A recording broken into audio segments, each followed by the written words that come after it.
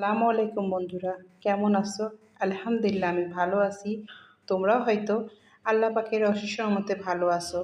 আমি আজকে তৈরি করেছি লাউ পাতায় রুই মাছের লেজ ভর্তা রেসিপি।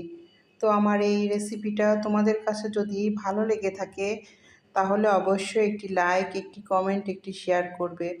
আর যদি খুব বেশি ভালো লেগে যায় অবশ্যই ফ্যামিলির সঙ্গে শেয়ার করবে।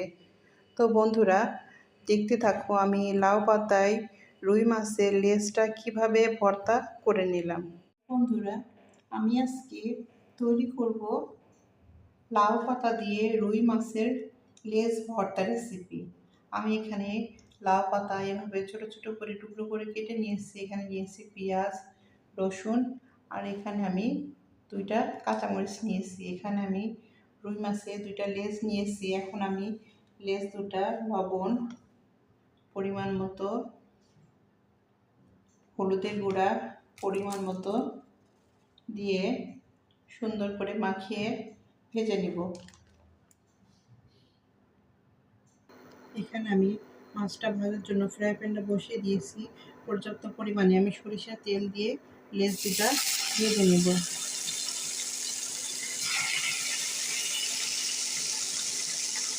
এখানে আমার ভর্তার জন্য মাছের লেজ দুটা ভাজা হয়ে গেছে। এখন আমি এটা তুলে নেব। এরপরে আমি এখানে এক এক করে রসুনটা আর পেঁয়াজটা হালকা তেলে দিয়ে নেব।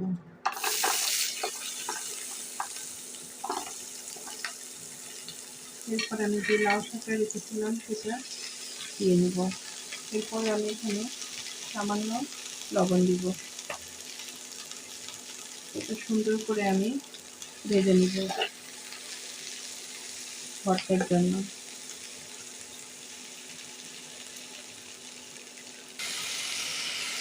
এখানে আমি পেঁয়াজ, রসুন, লাউ পাতাটা একটু ভেজে নেব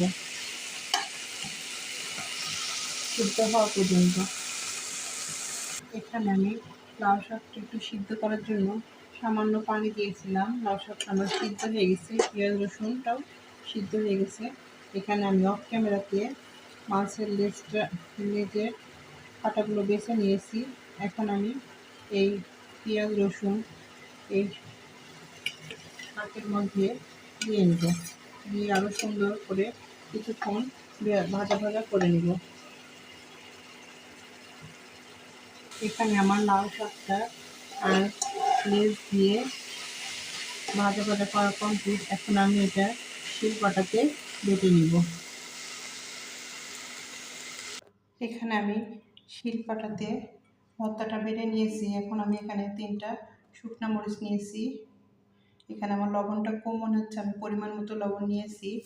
এটা এখন আমি শুকনা মরিচের সঙ্গে সুন্দর করে ভর্তাটা তৈরি করে নেব। এখানে আমি পরিমাণ মতো সরিষার তেল ব্যবহার করে নিচ্ছি, দিয়ে এটা সুন্দর করে চটকিয়ে আমি ভর্তাটা মাখিয়ে নেব। এই ভর্তাটা গরম ভাতের সঙ্গে খুবই ভালো লাগে।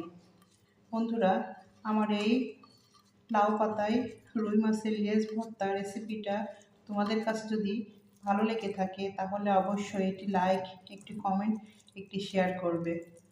আর যদি খুব বেশি ভালো লেগে যায় অবশ্যই ফ্যামিলির সঙ্গে শেয়ার করবে। তো আমার এই রেসিপিটা যারা এখন পর্যন্ত দেখছো, আমার সঙ্গে আছো, তাদেরকে অসংখ্য অসংখ্য ধন্যবাদ। অনেক ভালোবাসা তোমাদের জন্য। আল্লাহ হাফেজ। আসসালামু আলাইকুম।